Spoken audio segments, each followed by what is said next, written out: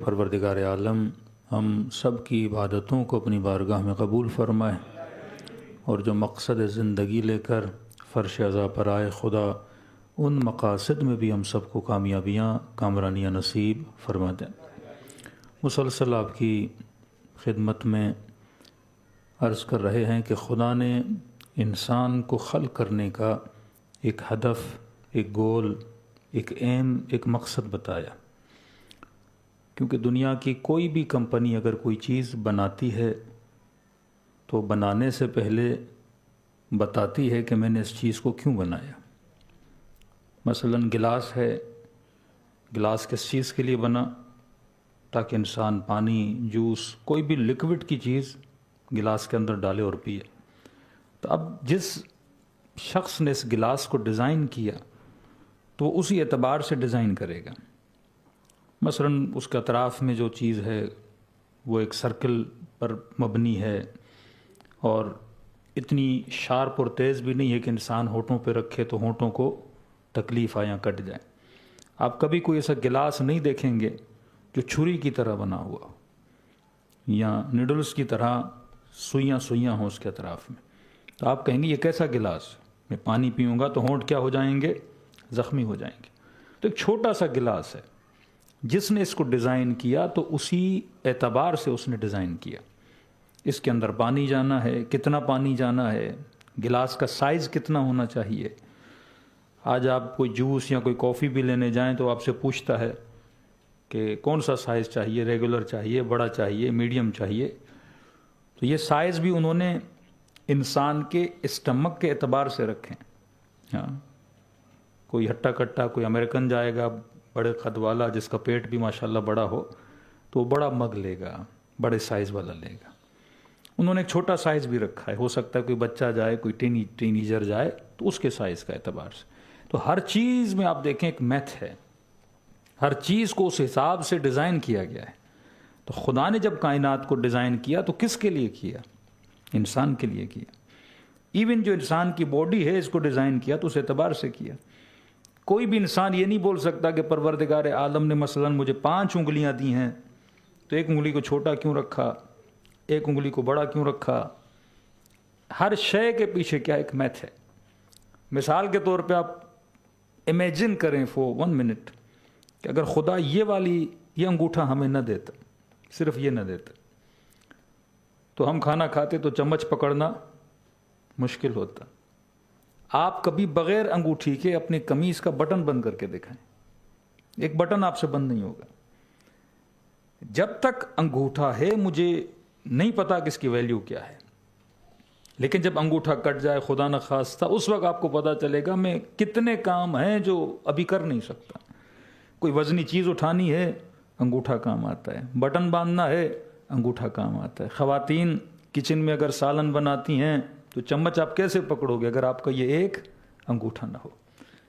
کبھی سوچا خدا نے میری پوری پیشانی پہ بال نہیں دیے، صرف آنکھوں کے اوپر ابروؤں پہ بال دیے ہیں، تاکہ جب پیشانی سے پسینہ بہے تو یہ ابرو اس پسینے کو کیا کر دیں؟ روک دیں۔ منہ کا پانی خدا نے میٹھا بنایا، سویٹ ہے۔ آنکھوں کا پانی خدا نے سالٹی بنایا، نمکین ہے۔ کبھی سوچا کیوں؟ 1 منٹ کے لیے سوچیں، اگر منہ کا پانی نمکین ہوتا تو ہمارا منہ کیا ہو جاتا؟ خشک ہو جاتا۔ اور آنکھوں کا پانی اگر میٹھا ہوتا تو آنکھیں کیا ہو جاتی؟ جم جاتی۔ آپ کینیڈا کی سخت ترین سردی میں جائیں، ہاتھ جم جاتا ہے، بدن جم جاتا ہے، آنکھیں نہیں جمتی۔ یعنی آپ -0 میں چلے جائیں اور -20 میں چلے جائیں، پورا بدن جم جائے گا، فریز ہو جائے گا، بٹ آپ کی آنکھیں فریز نہیں ہوں گی، کیونکہ آنکھوں کا جو اللہ نے جنس بنائی ہے، جو مٹیریل ہے، وہ چربی سے بنا ہوا ہے۔ جس طرح آپ سرکے میں چیزیں رکھتے ہو تو وہ سالٹی ہوتا ہے نا، تاکہ ان کی ایج چیزوں کی بڑھتی ہے۔ اچار بناتے ہو وہ سالٹ میں ہوتا ہے، یا سرکے کے اندر بھی سالٹ ہوتا ہے۔ تو جب تک یہ آنکھ سالٹی رہے گی، یہ چربی ہے، تب تک اس کی بقا رہے گی۔ منہ کے پانی کو کیا بنایا؟ میٹھا بنایا۔ آنکھ کے پانی کو کیا بنایا؟ نمکین بنایا۔ کبھی آپ نے سوچا کہ یہ ہاتھ کے پیچھے کی جو کھال ہے، خدا نے یہاں ہمیں ایکسٹرا اسکن دی ہے۔ لیکن اس طرف کوئی ایکسٹرا اسکن نہیں ہے. یعنی فنگرز کے آگے دیکھو گے تو یہاں کوئی بھی ایکسٹرا اسکن نہیں ہے، لیکن یہاں جب آپ دیکھو گے تو یہاں آپ کو کیا دی ہے؟ Extra skin. یہاں کیوں دی ہے؟ کیونکہ آپ نے ہاتھ کو بند کرنا ہے اور کھولنا ہے، تو یہاں ایکسٹرا اسکن کا ہونا ضروری تھا. لیکن انہوں نے پچھلی طرف مڑنا نہیں ہے، تو یہاں خدا نے ایکسٹرا اسکن آپ کو نہیں دی ہے. ہر چیز کو اس طرح سے ڈیزائن کیا ہے جو خدا نے انسان سے کیا کرنا ہے؟ کام کو لینا ہے. انسان کے کان فلیٹ نہیں ہوتے، آپ کے کانوں میں کرو ہیں. آج جا کے پوچھیں کانوں میں کرو کیوں ہیں؟ کیونکہ کہتے ہیں اگر انسان کے کان فلیٹ ہوتے تو جو ساؤنڈز، جو وائسز آپ کے کانوں تک آتی، آوازیں آتی، آپ کو آواز تو آتی پر آپ کو یہ نہ پتا چلتا کہ آواز کہاں سے آ رہی ہے، ایگزیکٹ لیفٹ سے آ رہی ہے یا رائٹ سے آ رہی ہے. یہ کرو بتاتے ہیں کہ آواز کہاں سے آ رہی ہے. ہر شے جو خدا نے بنائی اس کے اندر ایک ڈسپلن رکھا، اس کے اندر ایک نظم رکھا، اس کے اندر ایک ضبط رکھا، ایک سائنس کی. اب جس بدن میں خدا اتنی سائنس رکھے، جس بدن کو اتنے سلیقے اور طریقے سے بنائے، کیا اس وجود کو ایسے ہی بنا دیا بغیر، اس وجود کو ایسے ہی بنا دیا بغیر کسی ایم کے، بغیر کسی مقصد کے کہ دنیا میں آؤ، مار دھار کرو، کھاؤ پیو اور آخر میں مر کے چلے جاؤ؟ کہ کہے میں نے سورج تیرے لیے بنایا، یہ مون، یہ زمین، یہ گلیکسیز، ایچ اینڈ ایوری تھنگ میں نے کس کے لیے بنایا؟ تمہارے لیے خلق کیا. بھئی میرے لیے کیوں کیا؟ تو یقیناً میں نے کوئی اتنا بڑا کام کرنا تھا جس کے لیے خدا نے سب کچھ میرے لیے بنایا. اب پروردگارا تو نے مجھے کیوں بنایا؟ آواز آئی وما خلقت الجن والانس الا لیعبدون، تاکہ تو خدا کی کیا کرے؟ عبادت کرے. لیکن اب جو کانسیپٹس اور مس کانسیپٹس ہیں، اس نے پوری امت کو تباہ و برباد کر دیا ہے. کیونکہ دین اسلام آیا عربک میں، اور ہم نے اپنے بچوں کو فرینچ، انگلش، تھوڑی بہت گجراتی تو سکھا دی، لیکن ہم نے اپنے بچوں کو عربک نہیں سکھائی. اب ورڈز عربک میں ہیں، جب تک مجھے عربی نہیں آئے گی تو میں سمجھوں گا کیسے دین کو؟ آپ چاہتے ہو آپ کا بچہ ڈاکٹر بنے، بٹ اس کو انگلش نہیں آتی. آپ چاہتے ہو آپ کا بچہ سائنسدان بنے، فزکس میں سب سے آگے جائے، لیکن اس کو لینگویج نہیں آتی. لینگویج نالج نہیں ہے، لینگویج ایک ٹول ہے. آپ نہیں بول سکتے مجھے انگلش آتی ہے تو میں بہت بڑا عالم ہوں. تو یو کے چپڑاسیوں کو بھی انگلش آتی ہے، امریکہ کے بھنگیوں کو بھی انگلش آتی ہے. تو انگلش آنا کمال نہیں ہے، انگلش ایک ٹول ہے. آپ کو انگلش آئے گی، آپ انگلش بک سمجھ سکو گے، انگلش موویز سمجھ سکو گے، انگلش میں اسپیچز اور مجالس یا تقاریر سمجھ پاؤ گے. اسی طرح اردو علم نہیں ہے. اگر اردو آئے گی، ہندی آئے گی، تو آپ کے پاس وہ ونڈو ہے جس چیز کے ذریعے آپ چیزوں کو سمجھنا آسان ہو جائے گا. اب الحمدللہ آپ لوگوں نے تو محنت نہیں کی، لیکن ٹیکنالوجی اور آئی ٹی اور اے آئی کے زمانہ آ گیا ہے، تو آہستہ آہستہ ودن 5 to 10 ایئر جو لینگویج کا بیریئر ہے یہ آہستہ آہستہ کیا ہو جائے گا؟ ختم ہو جائے گا. مطلب دنیا میں جتنی بھی لینگویجز ہیں، ایسے ڈیوائسز آ گئے، کان میں لگا دیا، بن جا کسی بھی لینگویج میں بات کرے. یعنی یہ بیریئر الحمدللہ یہ آہستہ آہستہ کیا ہو رہا ہے؟ دور ہو رہا ہے. جو ذمہ داری والدین کی تھی، اب وہ ذمہ داری اے آئی آپ کی کیا کرے گا؟ پوری کر دے گا. تو لینگویج بیریئر بن گیا. اور لینگویج صرف لینگویج نہیں، اس لینگویج کے اندر پورا کلچر ہے، پوری ثقافت ہے. اب جس کے بچے کو مثلاً آپ کا والد، آپ کی والدہ گجراتی بولتے ہیں، آپ کے بچے کو گجراتی نہیں آتی. آپ اس کو فرینچ آتی ہے، اس کو انگلش آتی ہے، گجراتی نہیں آتی. مثال دے رہا ہوں. اب آپ کی والدہ فون کرے گی، بچے سے بات کرانی ہے، بچے کو کچھ آتا ہی نہیں، تو یہ اپنی دادی سے، گرینڈ مدر سے کیا ہو جائے گا؟ ڈسکنیکٹ ہو جائے گا. یہ گرینڈ فادر سے کیا ہو جائے گا؟ ڈسکنیکٹ ہو جائے گا. یہ اپنی آنٹیز اور اپنے خالہ اور اپنے ماموں سے کیا ہو جائے گا؟ ڈسکنیکٹ ہو جائے گا. لیکن کس کے ساتھ کنیکٹڈ ہے؟ اسکول کی ٹیچر کے ساتھ کنیکٹڈ ہے، فرینڈس کے ساتھ کنیکٹڈ ہے، موویز کے ساتھ کنیکٹڈ ہے، سب کے ساتھ، پوری دنیا کے ساتھ یہ کنیکٹڈ ہے. لیکن وہ جو آپ کے بڑے خاندان کے ہیں جنہوں نے اس بچے کو تہذیب، ایک سویلائزڈ بچہ بنانا ہے، یہ ان سب سے ڈسکنیکٹ ہو جائے گا. اس سے نقصان کس کا ہے؟ آپ کا نقصان ہے. اور آج یہ ثابت ہو چکا ماڈرن سائیکولوجی میں کہ جن کے بچے زیادہ سے زیادہ لینگویجز میں بات کرتے ہیں ان کا آئی کیو لیول نارمل بچوں سے زیادہ تیز ہوتا ہے جو بچہ ملٹیپل لینگویجز میں بات کرتا ہے. آج کچھ ایسے اسکولز بھی کھلے ہیں دنیا میں جو 5 لینگویجز بچوں پہ کام کرتے ہیں. تو لینگویج ایک ٹول ہے جس ٹول کے ذریعے آپ کی علم، نالج اور بکس تک زیادہ سے زیادہ اپروچ ہو سکتی ہے. اب کیونکہ ہمیں عربی نہیں آتی تھی، ہم نے تقسیم کر دیا کہ جناب یہ مدارس دینی ہیں اور یہ ماڈرن ایجوکیشن ہے. اب جس بچے نے ڈاکٹر بننا ہے اس کا مطلب اس نے دینی تعلیم نہیں پڑھنی. اب جس بچے نے انجینئر بننا ہے اس کا مطلب اس نے دینی تعلیم نہیں پڑھنی. لیکن دنیا کی سب سے پہلی یونیورسٹی جو آپ دیکھتے ہیں ایجپٹ میں الازہر کے نام پہ کھلی، وہ یونیورسٹی ایسی نہیں تھی. اس میں جس نے ڈاکٹر بننا ہے اس نے ڈاکٹر بننے کے ساتھ ساتھ ریلیجن اسٹڈی بھی کرنی ہے. جس نے انجینئر بننا ہے اس کے ساتھ ساتھ اس نے دین کی تعلیم بھی پڑھنی ہے. کیسا سیٹ اپ بنایا انہوں نے؟ مثلاً 10 فیکلٹیز ہیں. یہ انجینئرنگ کی فیکلٹی ہے، یہ پولیٹیکل سائنس کی فیکلٹی ہے، یہ فزکس کی ہے. ساری فیکلٹیز بن گئی. بیچ میں انہوں نے ایک فیکلٹی بنائی دین کی فیکلٹی. اب اگر یہ ڈیلی 10 یونٹ اپنی فیلڈ کے پڑھے گا تو 2 یونٹ جا کے دین کی تعلیم بھی پڑھے گا. تبھی الازہر سے نکلا ہوا ڈاکٹر بھی دین کو جانتا ہے. تبھی الازہر سے نکلا ہوا انجینئر بھی دین کو جانتا ہے.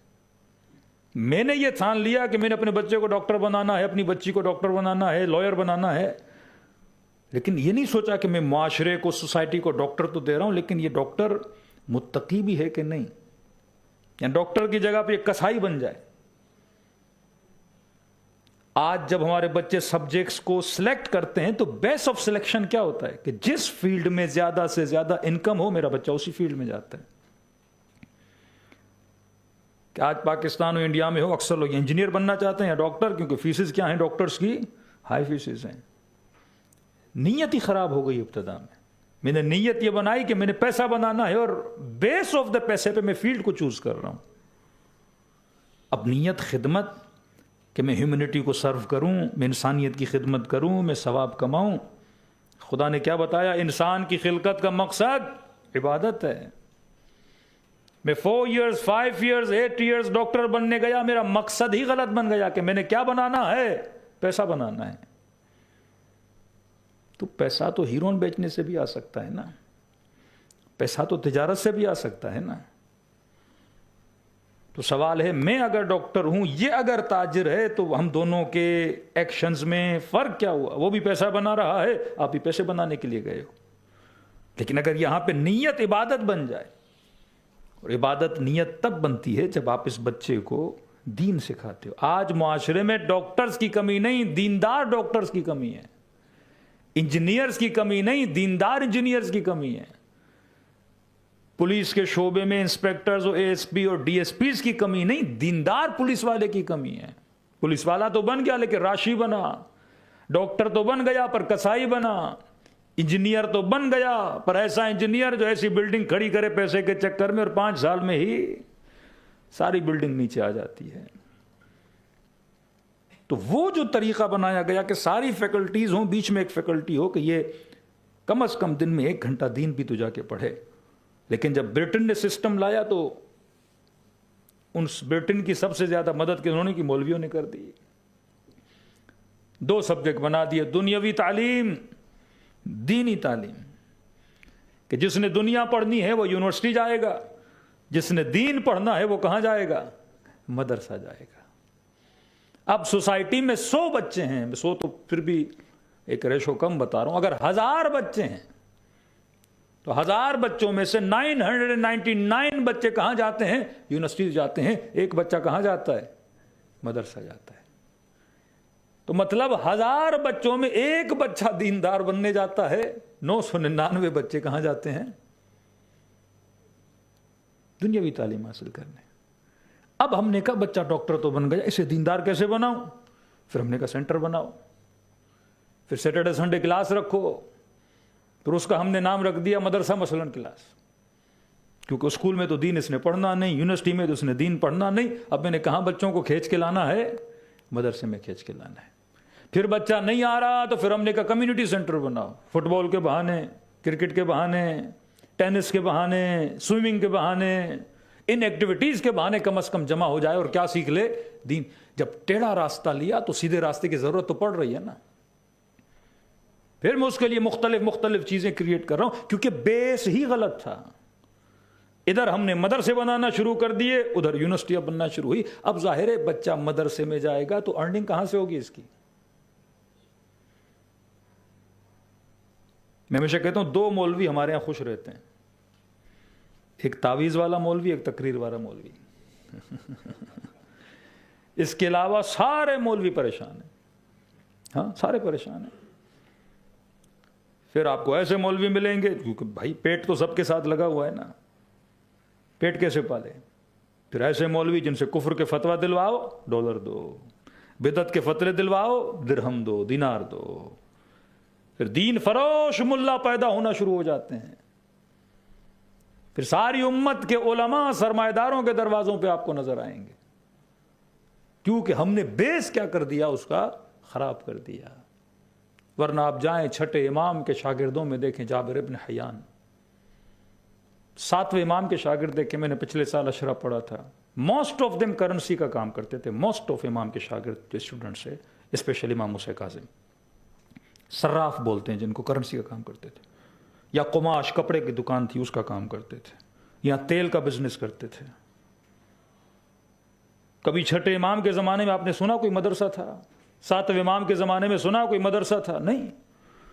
ڈیلی بیسس پہ جو تجار ہوتے تھے، جو کسبہ ہوتے تھے، وہی دن میں 1-2 گھنٹہ امام سے کیا آتے تھے؟ دین سیکھنے آتے تھے۔ کوئی حدیث کا علم سیکھنے آتا تھا، کوئی قرآن کی تفسیر سیکھنے آتا تھا، کوئی علم اخلاق سیکھنے آتا تھا امام معصوم سے، کوئی علم عرفان سیکھنے آتا تھا امام معصوم سے، ڈیلی بیسس پہ۔ آج ہمارا تاجر ڈیلی بیسس پہ کتنا دین سیکھتا ہے؟ آیت اللہ مظاہری کہتے ہیں جب میں قم میں تھا، آغا مظاہری فرماتے ہیں، پھر امام خمینی نے ان کو اصفہان بھیجا، تو ڈیلی غالباً ڈیلی یا ہر ہفتے میں ایوری فرائیڈے مارننگ گزر خان میں ان کا درس اخلاق ہوتا تھا۔ اور درس اخلاق میں جتنے بھی تجار تھے، دکاندار تھے، یہ درس اخلاق بھی دیتے تھے، اور کہتے اس زمانے میں ہمارے علماء میں کتاب تجارت ہے، وہ پڑھایا کرتے تھے ان کو مقاصد اور اصول مقاصد، بیع کے احکام کی چیز کو بیچنا کیسے ہے، اس کے قوانین کیا ہیں، جب ایک کانٹریکٹ کرتے ہو تو کانٹریکٹ حلال کیسے ہوتا ہے، حرام کیسے ہوتا ہے، کئی عام دکانداروں کو ہم سکھاتے تھے اور پڑھاتے تھے۔ وہ چیزیں جو آج ایک مولانا حضرات پڑھتے ہیں۔ مطلب تجارت آپ کرو گے اور تجارت کے قوانین میں پڑھوں گا، پھر میں آپ کو آ کے بتاؤں گا۔ ایک جوان نے شادی کرنی، اسے نہیں پتا کہ شادی کے رولز اور ریگولیشنز کیا ہیں، وہ میں پڑھوں گا اور پھر میں آگے سے بتاؤں گا۔ معاملات اور عقود، کانٹریکٹس آپ نے کرنے ڈیلی بیسس پہ، لیکن اس کانٹریکٹس کی نالج کوئی اور جا کے قوم میں حاصل کرے گا، پھر وہ آپ کو بتائے گا۔ یہ گیپ ہے بٹوین دین اور آپ کے درمیان، کیونکہ بیس سے نظام کیا ہو گیا؟ تباہ و برباد ہو گیا۔ لیکن آج کے زمانے میں اس کو بنایا جا سکتا ہے۔ ورچوئل یونیورسٹیز آ گئی ہیں، ورچوئل زمانہ ہے۔ پہلے یہ تھا کہ ڈگریاں لو پھر جا کے کام ملے، اب اسکل بیس ہے۔ جس انسان کو تجربہ ہے، جس انسان کو نالج ہے، جس انسان کو علم ہے۔ تو عربی کی دوری کہ فرمایا وما خلقت الجن والانس الا لیعبدون۔ اب آپ سے کوشچن کروں گا، اپنے ذہن میں اس کا آنسر ڈھونڈیے کہ انسانوں اور جنوں کو ہم نے اس لیے خلق کیا تاکہ یہ کیا کریں؟ اللہ کی عبادت کریں، لیعبدون۔ جب میں کہتا ہوں عبادت تو آپ کے ذہن میں کیا کانسیپٹ آتا ہے کہ عبادت کیا ہے؟ ہر ورڈ کی ایک امیج ہے۔ جب میں بولتا ہوں لائن تو آپ کے ذہن میں کیا آتا ہے؟ شیر آتا ہے نا۔ جب میں بولوں بلی تو آپ کے ذہن میں کیٹ آتی ہے نا۔ جب میں بولوں پتنگ یا کائٹ تو آپ کے ذہن میں پتنگ آ جاتی ہے، فوراً آپ کا ذہن اس چیز کو تصور۔ جب میں بولوں نجف تو آپ کے ذہن میں امیر المومنین کا روزہ آ جاتا ہے نا۔ جب میں بولوں کربلا تو آپ کے ذہن میں امام حسین کے روزے کی تصویر آ جاتی ہے۔ جب میں بولتا ہوں عبادت تو آپ کے ذہن میں کیا آتا ہے؟ کہ نماز، روزہ، حج، زیارت، ہاں یہ کاغذ پہ لکھیں عبادت، پھر دیکھیں میرے ذہن میں عبادت کا مفہوم کیا ہے، تو فوراً آپ پہلا نام آئے گا نماز، روزہ، حج، زکوٰۃ، یہ عبادت ہے۔ اور خدا نے کہا انسان کو خلق کرنے کا مقصد کیا تھا؟ عبادت کرے۔ اٹ مینز 24 آورز اس کا کام یہ ہونا چاہیے کہ یہ کیا کرے؟ عبادت میں اپنا وقت بتائے اور گزارے، کیونکہ مقصد یہی تھا کہ عبادت کرے۔ گاڑی خریدی، گاڑی کا مقصد کیا ہے؟ روڈ پہ چلے نا۔ ایک آدمی گاڑی خرید کے گراج میں کھڑی کر دے، 4-5 ایئرز گزر جائیں، لوگ کہیں گے جناب خریدی کیوں تھی؟ کسی کو دیتے بیتارہ چلاتا، آپ نے ایسے ہی کھڑی کر دی۔ گھر بنانے کا مقصد کیا تھا؟ کوئی رہے۔ مسجد بنانے کا مقصد ہے عبادت ہو، مجلس ہو، لیکچر ہو، ایکٹیویٹی ہو، خوبصورت سے خوبصورت سینٹر بناؤ، دروازے بند کر دو اور باہر چلے جاؤ، دنیا کہے گی آپ نے بنایا کیوں سینٹر؟ تو اللہ کہتا ہے انسان کے خلق کرنے کا مقصد عبادت۔ اب میں نے کہا عبادت کیا؟ آپ نے کہا عبادت از اکول ٹو نماز، از اکول ٹو روزہ، از اکول ٹو حج و عمرہ۔ اب میں آپ کہتا ہوں 24 آورز میں یہ جو آپ نے عبادت بتائی کتنے منٹ کرتے ہو؟ حج ونس اے ایئر، عمرہ بھی چلو سال میں 2 بار چلے جاؤ گے، روزہ سال میں 30 دن، تھوڑا نیک ویک مومن ہوا تو چلو ایکسٹرا 30 اور بھی رکھ لیے۔ نماز دن میں بڑی مشکل سے 17 منٹ۔ تو 24 آورز میں جو عبادت میرے ذہن میں ہے وہ کتنے منٹ کرتا ہوں میں؟ اور ہدف خلقت کیا تھا کہ بندہ کیا کرے؟ مطلب میرا 24 آورز عبادت میں گزرنا چاہیے۔ اب میرا سوال ہے از اٹ پاسبل کہ میں 24 گھنٹہ نماز پڑھوں؟ از اٹ پاسبل کہ میں پورا سال روزہ رکھوں؟ از اٹ پاسبل کہ میں ہر دن عمرے پہ چلا جاؤں؟ جب پاسبل نہیں ہے تو خدا ڈیمانڈ کیوں کر رہا ہے؟ لا یکلف اللہ نفسا الا وسعها، خدا کوئی ایسی چیز کی ڈیمانڈ کرتا ہی نہیں جو انسان کر ہی نہ سکے۔ پروردگار اگر میں 24 گھنٹہ مسجد میں بیٹھوں تو کمانے کون جائے گا؟ شادی بھی تو کرنی ہے، بچے بھی تو پیدا کرنے ہیں، خاتون نے کچن میں 1-2 گھنٹہ پکوڑے بھی تو تلنے ہیں بھائی، شوہر کے لیے کھانا کون بنائے گا، واشنگ مشین میں کپڑے کون ڈالے گا، قضاء حاجت کے لیے واش روم کون جائے گا؟ تو پھر یہ سارے کام تو عبادت نہیں ہوئے۔ کھانا بنانا عبادت نہیں، باہر کمانے جانا عبادت نہیں۔ میرے ذہن میں عبادت کیا ہے؟ نماز۔ کسی نے بولا دکان پہ بیٹھنا عبادت ہے، کسی کے ذہن میں آیا کہ اپنے بچے کو نہلانا عبادت ہے، کسی کے ذہن میں آیا کہ رات کو سوتا ہوں کیا یہ بھی عبادت ہے کہ نہیں ہے؟ کہ میری آدھی زندگی تو نیند میں گزر جاتی ہے نا۔ 24 گھنٹہ کم از کم 8 آورز اے ڈے میں اگر سوتا ہوں، 9 آورز اے ڈے سوچتا ہوں، اس کو ملٹیپلائی کرو ایوری ڈے اور ملٹیپلائی کرو 30 سے، پھر ملٹیپلائی کرو 360 ڈے سے، تو میری کم از کم 40 اور 50% آف ایج میری نیند میں گزر جاتی ہے۔ تو آدھی عبادت تو ویسے گئی، باقی میرے پاس بچے 60 ایئرز میں سے کوئی 25 ایئرز، اور اس 25 سال میں بھی میں نے کتنا وقت دکان پہ گزارا، کاروبار میں گزارا، گپ شپ میں گزارا، ٹی وی پہ گزارا، گھومنے پھرنے پہ گزارا۔ تو نچوڑ اگر نکالو گے 60 سال سے تو کاؤنٹ کرو کہ میں نے عبادت کتنے منٹ کی۔ اگر ایوری ڈے 17 منٹس بھی کاؤنٹ کرو، اس کو ملٹیپلائی کرو 30 ایئرز سے، تو آپ دیکھو کہ بمشکل میں نے شاید 1000 گھنٹے عبادت کی ہو اپنی 60-70 ایئرز آف ایج میں۔ اور خدا کہہ رہا ہے وَمَا خَلَقْتُ الْجِنَّ وَالْإِنسَ إِلَّا لِيَعْبُدُونَ، صرف اور صرف میں نے کس مقصد کے لیے خلق کیا؟ تاکہ یہ کیا کریں؟ رب کی عبادت کریں۔ It means the concept of عبادت جو میرے ذہن میں ہے وہ اور ہے، جو خدا مجھے بتلانا چاہتا ہے وہ اور ہے۔ یا معصوم فرماتے ہیں الا لیعبدون سے مراد ہے الا لیعرفون، میں نے انسان کو خلق اسی لیے کیا تاکہ رب کی کیا حاصل کرے؟ معرفت حاصل کرے۔ اب سنو رسول کی نگاہ میں عبادت کیا ہے۔ کہتے ہیں کہ مزدور جب رسول کے پاس آیا، مزدور کہتے ہیں بننا، گھر بنانے کا کام کرتا تھا، لوگوں کی دیواریں بنانا، سیمنٹ، اینٹ، مٹی۔ رسول کے پاس آیا، اس کے نیلز پہ، ناخنز پہ مٹی لگی ہوئی تھی، اتنی محنت کر کے آیا اور دوڑا مسجد میں آیا، ابھی تک ناخن میں مٹی لگی ہے اور بدن سے پسینہ اس کا بہہ رہا ہے، گرمی کا موسم ہے۔ نبی اس کے آگے بلاتے ہیں، کہتے ہیں ناخنوں پہ لگی ہوئی مٹی کو رسول نے اتارا، اتارنے کے بعد اس مٹی کو رسول نے چوما، فرمایا شیخ فی عیالہ کالنبی فی امتہ، فرمایا جو بندہ اپنے اہل و عیال کے لیے رزق حلال کی تلاش میں نکلتا ہے، اس کی مثال ایسے ہے جیسے نبی اپنی امت میں تبلیغ کے لیے باہر نکلا ہے۔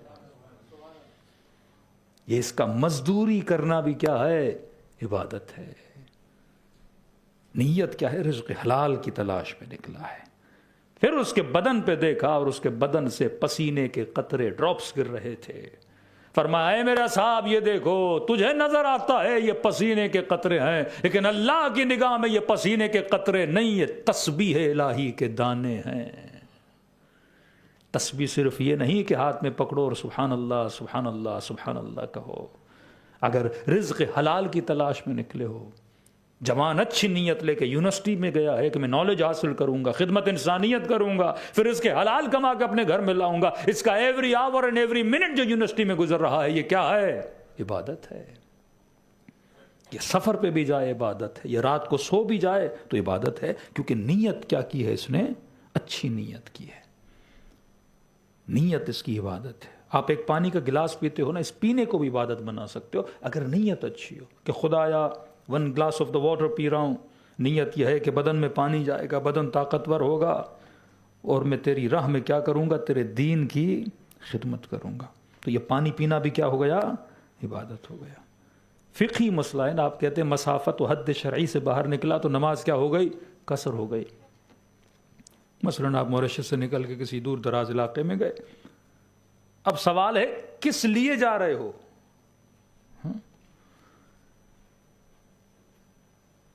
یہاں سے بندہ مثلاً 50 کلومیٹر موریشس سے باہر نکل کے جا رہا ہے، اب نیت یہ ہے 50 کلومیٹر ادھر جا کے خدا نخواستہ کوئی شراب کی بوتل لینے جا رہا ہے۔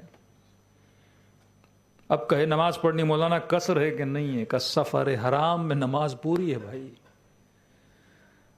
کسی نامحرم سے ملنے جا رہا ہے دور دراز علاقے میں، سیٹنگ کرنے جا رہا ہے اپنے گناہوں کے لیے، کہ سفر کیا بنا؟ سفر حرام بنا نا، اس میں نماز کیا ہے؟ پوری ہے۔ روزہ بھی تجھے پورا رکھنا ہے، اللہ چھوٹ اسے دیتا ہے جو حلال سفر پہ جا رہا ہے، چھٹی حرام سفر کے لیے نہیں ہے، دین کی ایک سائنس ہے۔ تو 60 سال اگر نیت اچھی ہو تو زندگی پوری کی پوری عبادت۔ سلمان فارسی نے کہا میں 24 گھنٹہ عبادت کرتا ہوں۔ لوگ امیر المومنین کے پاس ہے، مولا ہم نے خود دیکھا رات کو سوتا ہے، کوئی نماز نہیں پڑھتا۔ امام فرمایا سلمان کو بلایا گیا، کہ مولا کیا مسئلہ ہے؟ کہ سلمان یہ اعتراض لے کر آئے ہیں اور مجھے پتا ہے تو جھوٹ نہیں بولتا، کہ یہ سلمان کہہ رہا ہے کہ میں 24 گھنٹہ عبادت کرتا ہوں۔ تو مولانا مسکرا کا سلمان یہ شاہد گواہ کھڑا ہے، اس نے تجھے رات کو سوتا ہوا دیکھا ہے، تو نے کیسے کہہ دیا کہ 24 گھنٹہ عبادت کرتے ہو؟ کہا جی مولا میں سو رہا تھا، میں نے کب کہا سو نہیں رہا، میں نے کہا میں عبادت کرتا ہوں 24 گھنٹہ۔ سب نے کہا سلمان جب سو رہا تھا تو عبادت، جب کانسیپٹ آف عبادت یہ تھے کہ جاگے اور نماز پڑھے تو عبادت ہے۔ تو سلمان نے کہا مولا آپ نے خود فرمایا جو رات کو باوضو ہو کے سوئے تو اس کا سونا بھی عبادت شمار ہوتا ہے۔ تو ہم اپنے ایوری مومنٹس کو عبادت بنا سکتے ہیں۔ المؤمن کیس، مومن ہوشیار ہوتا ہے، مومن شارپ ہوتا ہے، مومن کین ہوتا ہے، اپنی ساری زندگی کو عبادت بنا سکتا ہے۔ تو عبادت صرف نماز کا نام، نماز از دا پارٹ آف دا عبادت، عبادت کا ایک حصہ ہے۔ روزہ عبادت کا حصہ ہے، تجارت کرنا بھی عبادت ہے، رزق حلال کمانا بھی عبادت ہے، بیوی کے ساتھ باتیں کرنا بھی عبادت ہے، شوہر کا بیوی کے ساتھ کلام کرنا، بیوی کا شوہر کے ساتھ کلام کرنا، بیٹا رات کو بیٹھ کے ماں سے باتیں کرے یہ عبادت ہے، باپ کے پاؤں دبائے یہ بھی عبادت ہے، کسی عالم کے ساتھ بیٹھنا عبادت، مجلس میں آنا عبادت، بدن بیمار ہے جوگنگ کر رہے ہو تاکہ بدن کیا ہو جائے؟ صحیح سالم ہو جائے، یہ بھی عبادت ہے۔ نیت اگر اچھی ہو کہ میں زندگی میں اللہ کی معرفت کو حاصل کروں گا اور اللہ کے معارف کے لیے بدن کا صحیح اور تنومند ہونا بھی ضروری ہے، تو انسان کا 24 گھنٹہ عبادت۔ امیر المومنین کا بہت سخت واقعہ ہے، کہتے ہیں مولا مسجد میں آئے، کیا دیکھا کچھ لوگ مسجد میں بیٹھ رہے ہیں اور اللہ اکبر نماز پہ نماز پڑھے جا رہے ہیں۔ کہ سلمان یہ کون ہے؟ کہ مولا عابد، عباد الصالحین، اللہ کے نیک بندے۔ مولا نے نماز پڑھائی، نماز ختم ہوئی، لوگوں نے سوال جواب کیا، کوئی 1 گھنٹہ مولا بیٹھے مسجد میں، دیکھا ابھی بھی لگے ہوئے ہیں سجدوں پہ سجدے، سجدوں پہ سجدے، مولا گھر چلے گئے۔ صبح کی نماز پہ آئے، دیکھا ابھی بھی مسجد میں ہیں، کہ سلمان یہ ادھر ہی ہے، کہا مولا نماز پڑھ رہے ہیں۔ اگلے دن نماز ظہر کا وقت ہوا، پھر بھی وہ مسجد میں، عشاء پہ آئے مسجد میں، صبح آئے مسجد میں، ہفتہ گزر گیا۔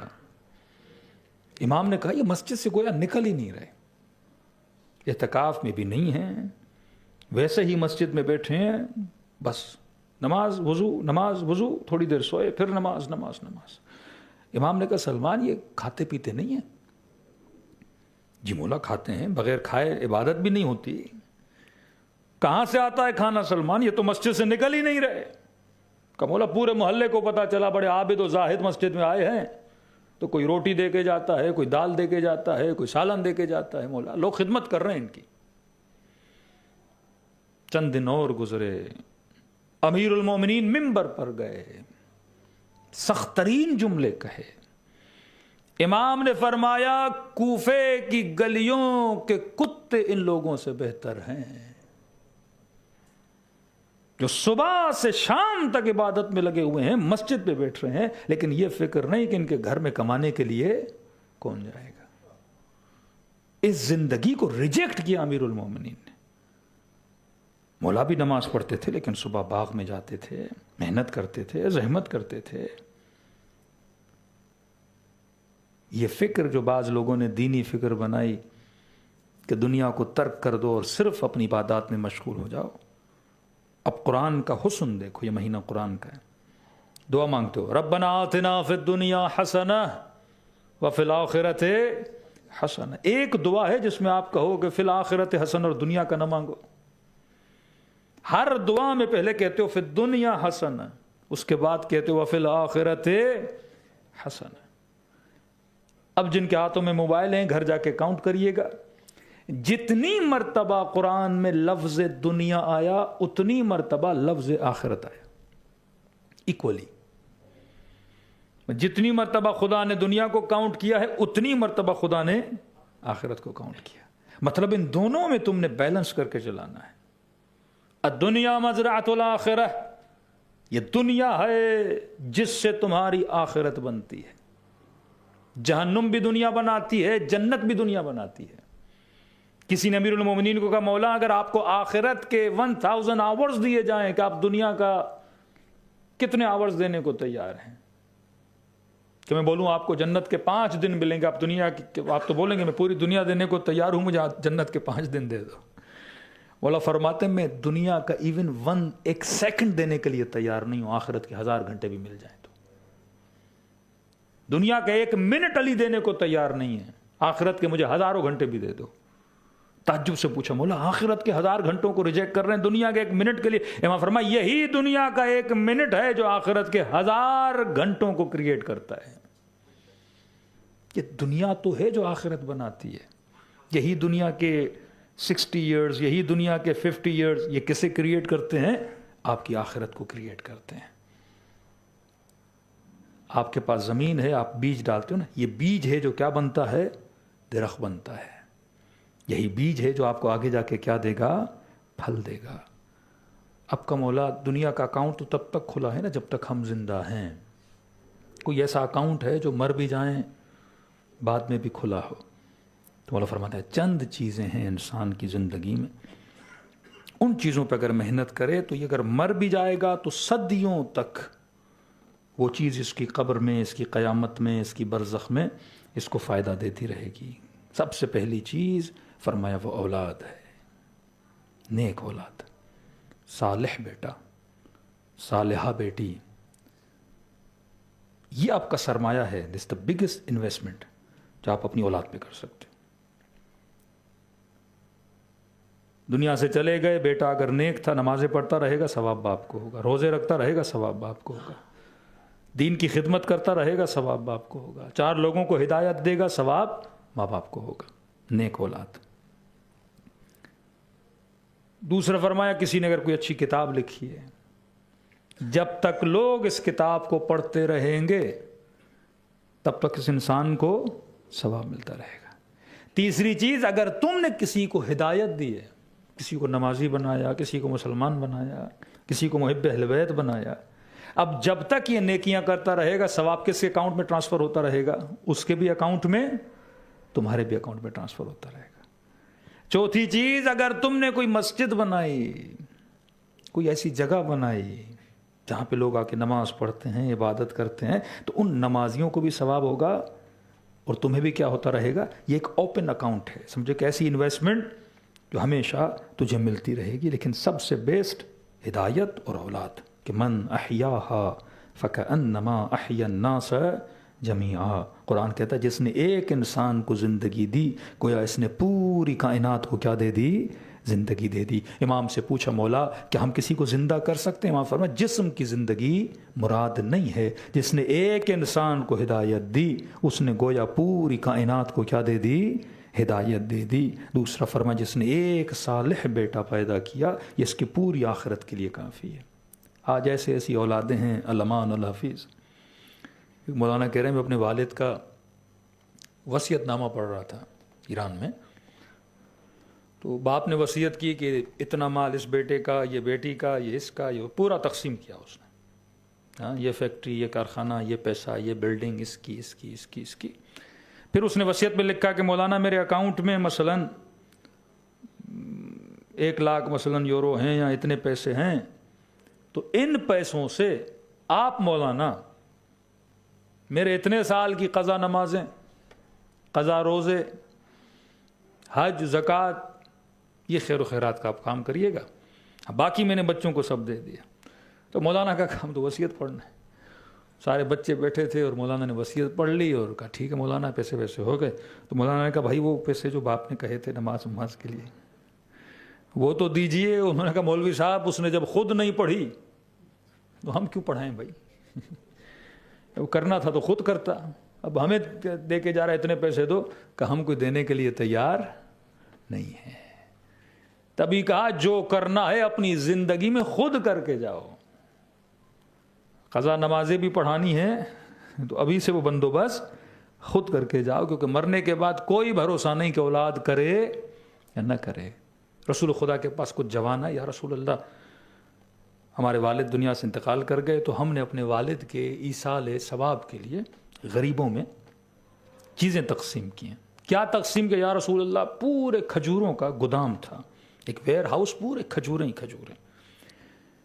پورے مدینے میں اعلان ہوا کہ بھائی جتنے غریب ہیں فقیر ہیں آ جائیں، ہم کھجوریں دینا چاہتے ہیں۔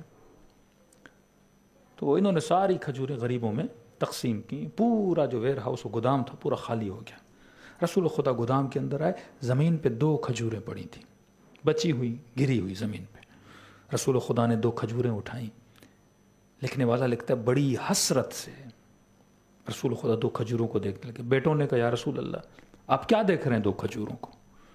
نبی نے فرمایا نیک ہو، نیک اولادیں اللہ ہر باپ کو عطا کرے کہ تم نے یہ کھجوریں بیچتے تمہیں ہزاروں ملتے، لیکن تم نے اپنے والد کے لیے ثواب کی خاطر غریبوں میں تقسیم کر دیے۔ نبی نے پھر 2 کھجوروں کو دیکھا، یا رسول اللہ کھجوروں کو کیوں دیکھ رہے ہیں؟ نبی نے فرمایا جتنا تم نے اللہ کی راہ میں والد کے لیے دیا ہے، اگر وہ اپنی زندگی میں 2 کھجوریں دیتا اس پورے ثواب کے برابر تھا۔ کیونکہ اب یہ تو نے دیا ہے، اس نے نہیں دیا، یہ ثواب تیرے اکاؤنٹ میں تو جائے گا، لیکن اپنے ہاتھ سے اگر خود دیتا تو کہا یہ ساری کھجوروں کے برابر یہ 2 کھجوروں ہوتی جو انسان خود اللہ کی راہ میں کیا کرتا ہے؟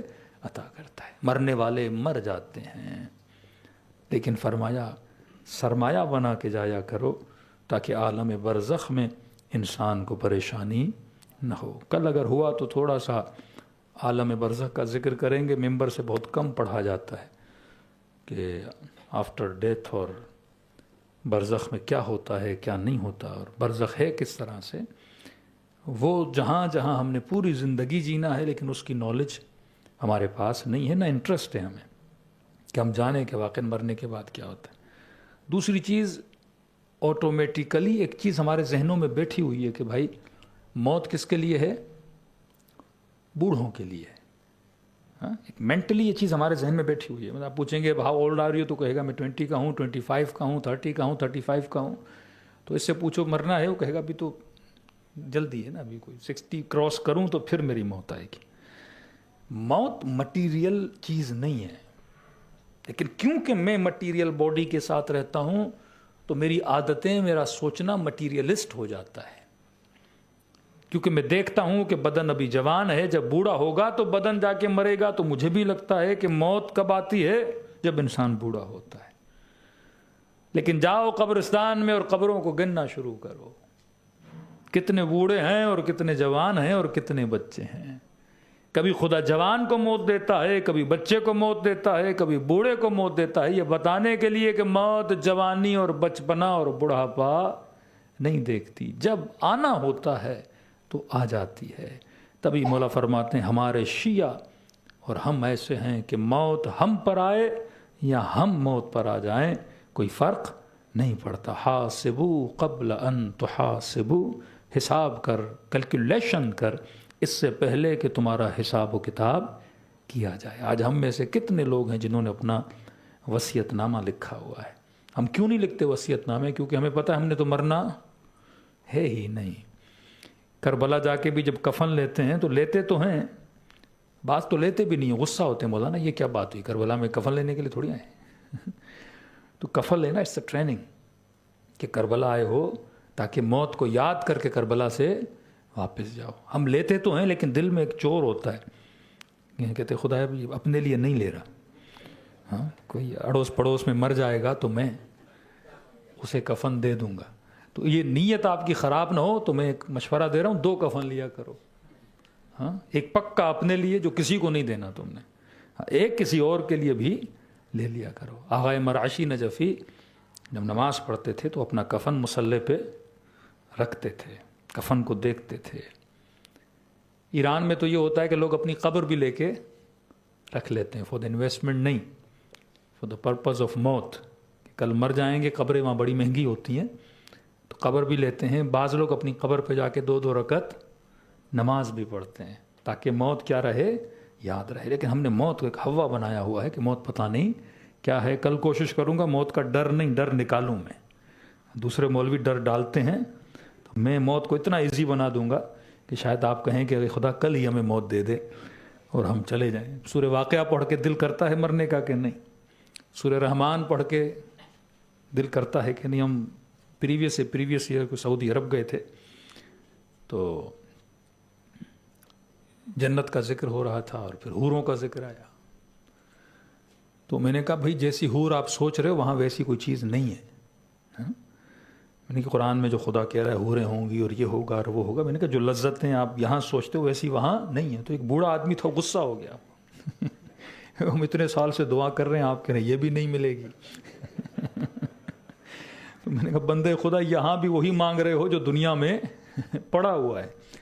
وہاں کی جو لذتیں ہیں وہ الگ ہیں، وہاں کانسیپٹ آف باڈی اور جسم اور یہ چیزیں نہیں ہے جو آپ یہاں سوچتے ہو۔ وہ جو کچھ خدا وہاں دے گا وہ انسان کے تصور اور کانسیپٹ آف امیجنیشن سے بھی کیا ہے، برتر ہے۔ وہاں کے کلرز بھی یہاں جیسے نہیں ہیں، وہاں کی لذتیں بھی یہاں جیسی نہیں ہیں، لیکن ہم یہاں کی دعاؤں میں بھی وہی مانگتے ہیں جو دنیا میں مل سکتا ہے۔ میں نے کہا بھائی جنت اگر حور کا نام ہو، جنت اگر شہد کے تالابوں کا نام ہو، ہاں یہی ذہن ہے نا کہ دودھ کے بڑے بڑے پول ہوں گے اور شہد ہوگی اور ہنی ہوگی اور درخت ہوں گے اور پھل ہوں گے اور خوبصورت عورتیں اور حوریں ہوں گی، تو میں نے کہا پھر یہ جو لذتیں ہیں یہ دنیا کا امیر بھی بنا سکتا ہے۔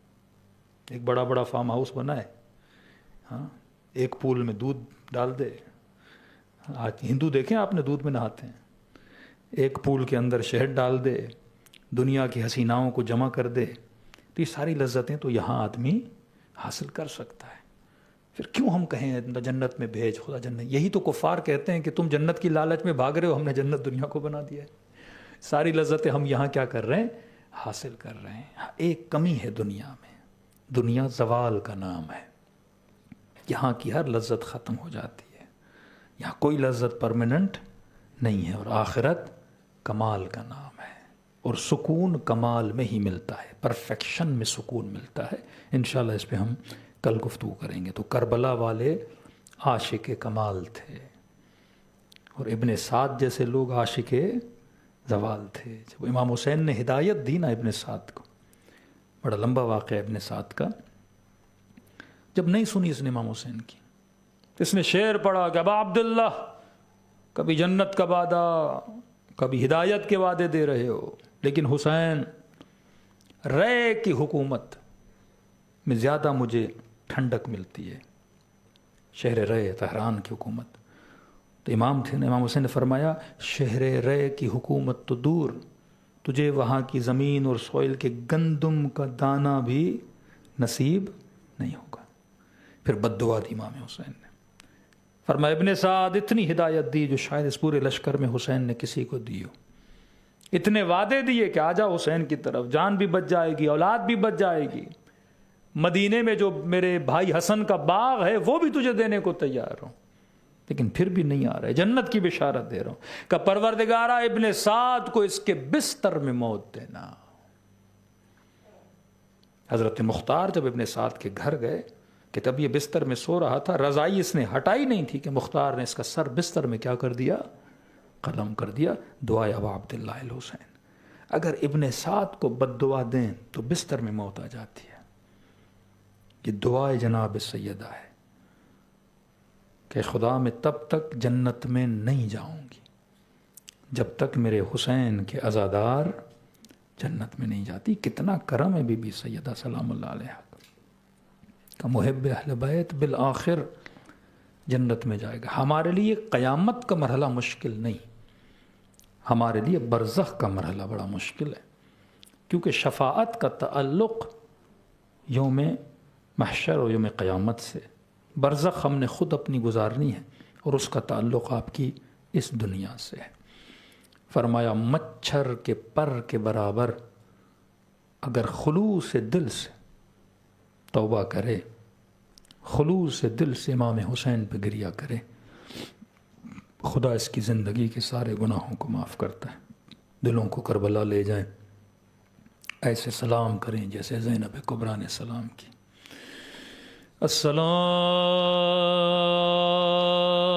السلام علی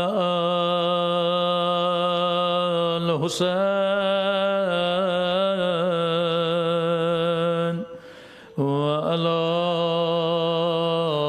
علی ابن الحسین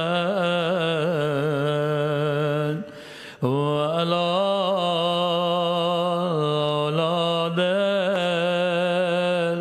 حسین وعلی اصحاب الحسین۔ سب مل کے السلام علی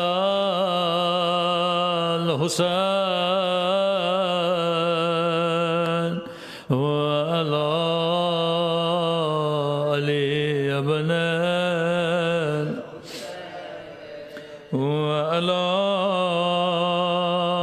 اولاد وعلی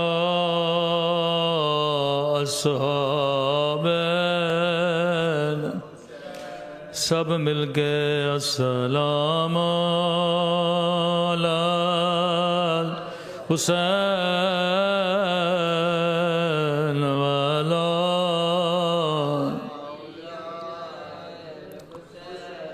وعلی اولاد الحسین وعلی اصحاب۔ میرا سلام ہو حسین مولا کی مظلومیت پہ، میرا سلام ہو زینب کی اسیری پہ، میرا سلام ہو اسیروں کے پیاسے ہونٹوں پہ،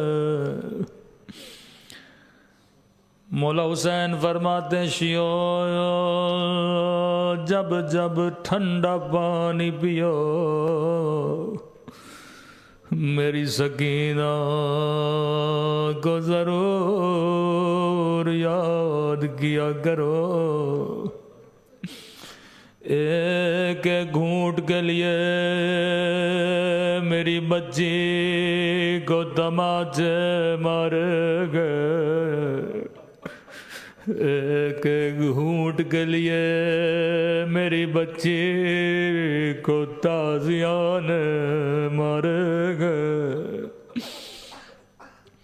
اللہ آپ سب کو ننھی سی قبر سکینہ کی زیارت کرائے۔ پہلے ہم منبر سے پڑھتے تھے ایک قبر مدینے میں ہے جس پہ دیا جلانے والا کوئی نہیں، جس پہ رونے والا کوئی نہیں۔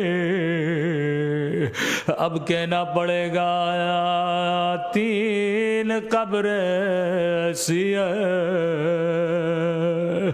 جن پہ رونے والا کوئی نہیں، ایک مدینے میں نبی کی بیٹی، ایک شام میں علی کی بیٹی، ایک ننھی سی سکینہ جس پہ رونے والا کوئی نہیں۔ فرمایا شیو جب جب ٹھنڈا پانی پیو، رمضان کا مہینہ ہے، جب افطاری کیا کرو پانی پیا کرو، حسین کی سکینہ کو یاد کیا کرو، کیونکہ جب جب پانی مانگتے تھے کبھی شمر تماچے مارتا تھا، کبھی ظالم تازیان مارتا تھا۔ بڑی سخت روایت ہے، راوی کہتا ہے شام کا ایک شہر ہے نام ہے حلب، کہتا لٹا ہوا قافلہ جب حلب میں پہنچا 40 گھوڑے سوار آگے آگے، قیدی بیبیاں پیچھے پیچھے، لائنوں نے اپنے گھوڑوں کو روکا، گھوڑوں سے اترے، ابن سعد نے کہا شمر سپاہی بڑے پیاسے ہیں، سب کو پانی پلاؤ۔ لئی نے پانی کا مشق لیا، اپنے سپاہیوں کو پانی پلانے لگا۔ راوی کہتا ہے لئینوں نے امام سجاد کو ایک خشک درخت کے نیچے بٹھایا، شدید دھوپ، کہ میرے مولا فرماتے میری گردن میں لوہے کا توق تھا، میرے ہاتھوں میں زنجیریں تھی، جب دھوپ پڑتی تھی لوہا گرم ہوتا تھا۔ کسی نے کہا مولا پھر کون بچاتا تھا؟ فرمایا میری 4 سالہ بہن میرے سامنے کھڑی ہو جاتی تھی تاکہ سایہ بنے، گھنٹوں گھنٹوں یہ بچی اپنے بدن پہ دھوپ لیتے تھے، رو کے کہتی تھے میرے اللہ میرا اکبر بھی مارا گیا، میرا بابا بھی مارا گیا، میرے سجاد کو زندگی دینا۔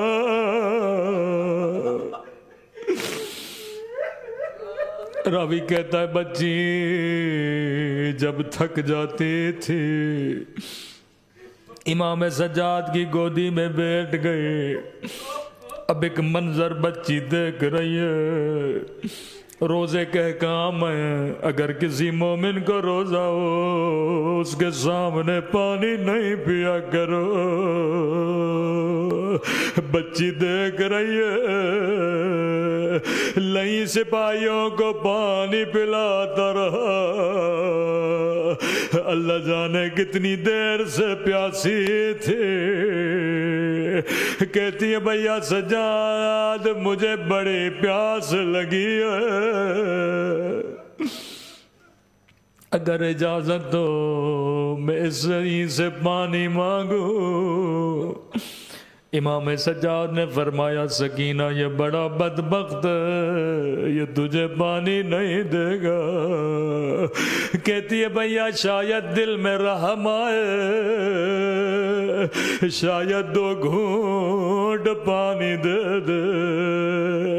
کہ سکینہ چلی جا، حجت تمام کرو، کہیں قیامت کے دن یہ نہ کہے بچی نے مانگا نہیں تھا۔ اب ذرا تصور کر کے رونا، یتیمہ بچی گود سے اٹھے، ننھے ننھے قدم اٹھائے، بابا کے قاتل کے قریب آئے، چلو بنایا، کہتی ہے شمر تھوڑا پانی دے دے، مجھے بڑی پیاس لگی ہے۔ مجھے خدا کی قسم ہے اگر نہیں کہتا سکینہ پانی نہیں دوں گا، بچی دوبارہ پانی نہیں مانگتی، لیکن لئی نے کوئی جواب نہیں دیا۔ کہتے ہیں یہ سپاہیوں کو پانی پلاتا رہا، بچی اس کے پیچھے پیچھے، شاید اس کے بعد پانی دے گا، شاید اس کے بعد پانی دے گا۔ روایت کے جملے ہیں 40 سپاہیوں نے پانی پی لیا، لیکن حسین کی بچی اب بھی پیاسی ہے۔ لئی نے اب بھی کوئی جواب نہیں دیا۔ راوی کہتا ہے بچی چل چل کے تھک گئے، ایک مرتبہ زمین پہ بیٹھی، کہنے لگی سب کو پانی پلا دے، جب تھوڑا بچ جائے مجھے دے دینا۔ سنیں گے لئی نے کیا کیا، وہ ظلم کیا جس کی مثال تاریخ میں نہیں ملتے۔ راوی کہتا ہے پانی لے کے بچی کے قریب آیا، بچی نے اپنے ہاتھوں سے چلو بنایا کہ مجھے تھوڑا پانی دے دے۔ سنیں گے لئی نے کیا کیا، سارا پانی بچی کے سامنے پھینک دیا،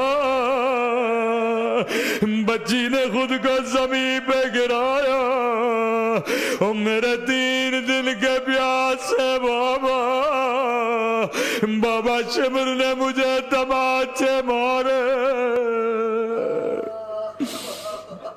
اللہ لعنت اللہ علی القوم الظالمین۔ پروردگار تجھے حسین کی 4 سالہ یتیمہ بچی کا واسطہ، پروردگار جتنے دشمنان اہل بیت ہیں سب کو نیست و نابود فرما۔ قبور مطہرہ وہ چاہے مدینہ ہو شام ہو، جلد از مومنین کے لیے زیارت کے راستے کو فراہم